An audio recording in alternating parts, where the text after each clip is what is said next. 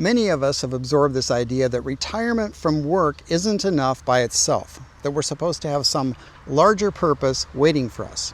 And we've all heard the advice, don't just retire from something, retire to something.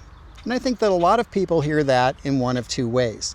Some hear it and think, well, I guess I better not leave until I know exactly what's next.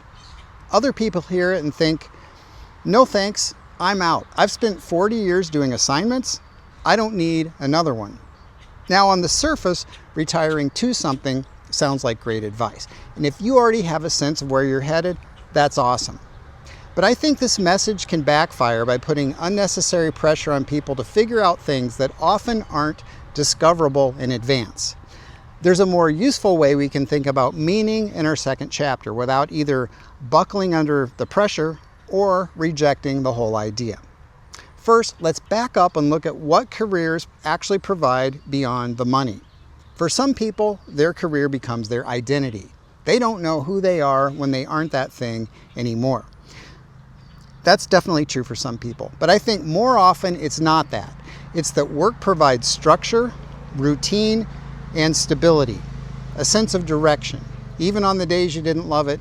So when all of that suddenly disappears, some people get lost. They were used to being busy. They probably got some sense of accomplishment out of the job, even if they wouldn't have called it meaningful. And at first, having nothing to do feels great. That's the vacation they've been waiting for. But then a few months go by, and at some point, some people start to find a new routine and things work out fine for them. But some get stuck without the external structure of work. So think about the guy who's spent 30 years running construction projects. He talked for years about retirement and couldn't wait to be done. Then 6 months later, he finds himself slowing down every time he drives past a job site, looking over at the cranes and the framing and wondering how things are coming along. Now, he doesn't actually want the stress back. He doesn't miss the deadlines, but he misses something and he can't quite put words to it. Or the executive who used to walk into an office where people needed him all day long. He was relieved not to have people needing something from him all the time. But now it's 10 in the morning, the coffee's finished, the garage is organized, and he's standing in the kitchen wondering, now what? He didn't want another job, but he didn't want to feel unnecessary either. And this is where some people get stuck. They don't want another treadmill, but they also don't want emptiness. Those aren't the same thing. And I think many people here retire to something and unconsciously translate that into, I guess I need another big thing to do. And here's the thing that I think makes this whole topic confusing. Purpose doesn't have to mean starting another career or saving the world or being productive every day. Purpose can just be movement towards something that interests you. Maybe it's fishing or reading or some other hobby. Maybe it's spending more time with grandkids or others close to you. It might be getting back into shape and exercising consistently. You don't necessarily need a mission, you may just need a direction.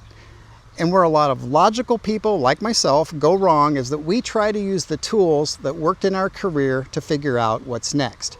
Things such as planning, solving, optimizing, grinding through the hard part. Then a transition hits.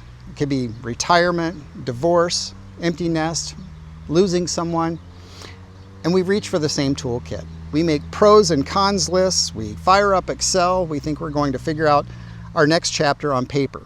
Or today, we may get into a chat with an AI platform and think it'll point us in the right direction. The thing is, the data you need now isn't the kind that goes in a spreadsheet. It's not the answers that ChatGPT can give you. And the problem isn't that we're asking questions. It might be that we're asking the wrong ones. Some better ones might be, what gives you energy and actually leaves you feeling more like yourself after you've done it? What drains you? What do you find yourself dreading, even now when no one's making you do it? When do you feel the most like yourself? And I'm talking about the version of you that isn't performing for anyone. And maybe the most useful one, what do you think about or look up online or research when nobody needs anything from you? When there's no assignment, no obligation, no audience? What does your mind drift toward? Now, those questions won't give you an answer in an afternoon, but bit by bit, if you're open to it, they'll start pointing you in a direction. This whole thing is a process, not an event you map out to completion in your head.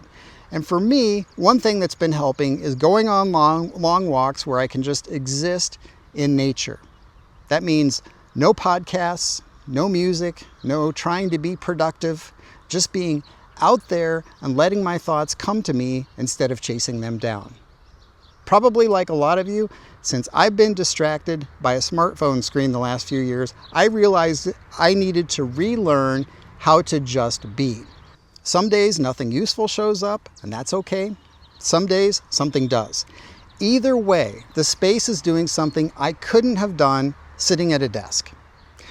This kind of exploration shouldn't be confused with wasting time, and it's definitely not laziness. Figuring out what matters to us next isn't something we can force. We have to create enough space to notice it and then let it evolve. And if we stay stuck in a productivity mindset, a productivity paradigm, and try to force an outcome, we'll probably get one, but it probably won't feel right, and we probably won't be at peace with it.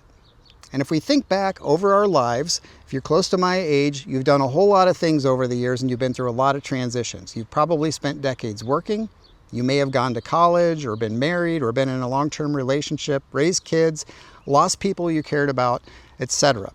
There's no way you could have planned in advance exactly how any of those transitions were going to unfold. Well, it's the same now as we're entering the second chapter of life. I think entering the second chapter with curiosity and openness, and with an awareness that we still have things to figure out, that's what helps us make decisions that actually line up with who we are. So maybe the goal isn't to leave one chapter with the next one already mapped out. Maybe the goal is to enter the next chapter awake enough to notice what's trying to pull us forward. Let me know in the comments what your experience has been with this, what your opinion is. I appreciate you watching. Have a great day.